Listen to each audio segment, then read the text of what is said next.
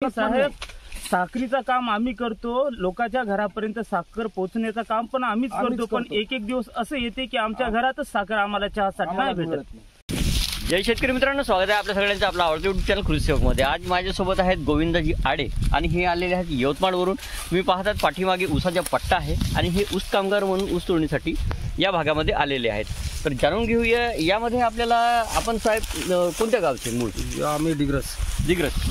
आपल्याला किती लोकांची टीम आली आहे इथे? इथं 10 कोयते. 10 कोयते. आणि एका दिवशी किती करता काम? एका दिवशी तरी आम्ही 20 टन 15-16 टन माल पिकते आमचं. अच्छा.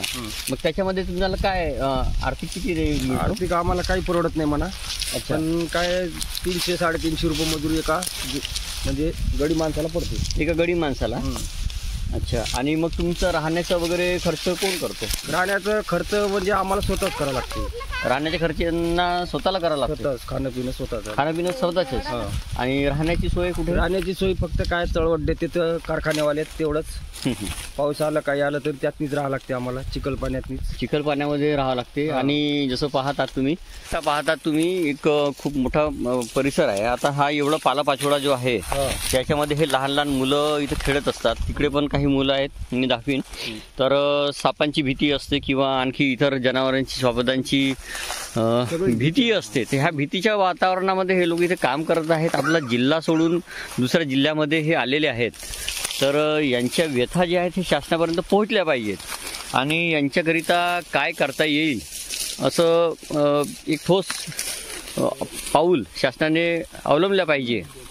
आपण जाणून घेऊया आणखी इतर यांच्या गडी कामगारांची माहिती. साखरीचं काम आम्ही करतो जगासाठी. पण कधी कधी असं दिवस येतो की आमच्याच घरात साखर नसते. अरे. तर शासनाला ह्या गोष्टीवर विचार केलं पाहिजे, कारण की आमचे बी वेतन वाढले पाहिजे. हीच आमची विनंती आहे शासनाकडून. कोणराव भावा, आपल्याला काय वाटते म्हणजे हे जे तुम्ही ऊसतोडीचे काम करता हे तुम्हाला परवडण्यासारखं आहे की काय? आम्हाला परवडा लागलं नाही आता. अच्छा. म्हणजे कारखाना बंद पडा लागला. अच्छा. म्हणजे 5-5, 10-10 दिवस बंद पडा लागला. इथे मजुरी वगैरे किती मिळते तुम्हाला? मजुरी काय मिळाली? काहीच नाही मिळाली. काहीच नाही मिळाली मजुरी. 5-7 दिवसाच्या मुळे एक गाडी जाते. अच्छा. हे माल शिल्लक पडून आहे आमच्याला अजून. अच्छा. मागे माल शिल्लक आहे पडून. अच्छा. आणि इथे तुम्हाला काही आरोग्याची सुविधा वगैरे जरा समजून घ्या. तब्येतीला काही झालं वगैरे? नाही, त्याची काहीच नाही. काही नाही. इथे लहान लहान मुलं वगैरे आहेत. तब्येत खराब आहे. तर इथे तुम्ही पाहतात एक लहान मुलगा आहे आणि जर यांची तब्येत खराब झाली तर यांच्याकडे पण प्रश्न राहतो. रात्री बेरात्री ह्या खुल्या पटांगणामध्ये जिथं निवासाची सोय नाही राहत तर हे कसे दिवस काढतात यांचा त्रास हे यांनाच माहीत आहेत. तर एवढ्या यातनामधून हे काम करत आहेत. रात्री काम करावं लागलो आम्ही. कुठे? त्यातनी सर्प राहते, सगळं राहते यातनी. अच्छा.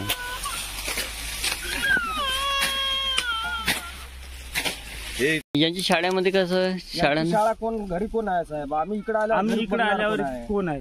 यांना हा मुलगा 5 वर्षाचा आहे. आता 2 महिने होऊन गेले. 5 वर्षाचं इंजेक्शन गावात अवेलेबल आहे. इथं कुठं दवाखाना नाही, सरकारी दवाखाना नाही. तर ते 5 वर्षाचं मुलाला आता इंजेक्शन कुठं लावायचे ही पण अडचण आहे मोठी. आणि घरी नाही जाऊ शकत आम्ही, कारण की कारखान्याकडून आम्ही जे करार करून पैसे उचलले ते कुठेपर्यंत आम्ही जाऊ शकत नाही. तर शासनाला ह्या गोष्टीकडे लक्ष द्यावं. आमचे जे वेतन आहे आज आम्ही 200-250 रुपयावर पूर्ण दिवस काढतो. या उन्हातानात आमचे लेकरं बघा, उन्हामध्ये पालापाचोळ्यामध्ये इकडे तिकडं एक लेकरं आमच्या मागं राहते. तर फक्त 200 रुपयासाठी आम्ही हे काम करतो. जर 200 जर भेटले तर आमचा फ्युचर आणि आमच्या लेकराचं भविष्य आम्ही कसं काय उज्ज्वल करायचं? ऊसतोड कामगारांची मुलं असे उन्हातानामध्ये बाहेर खेळतात.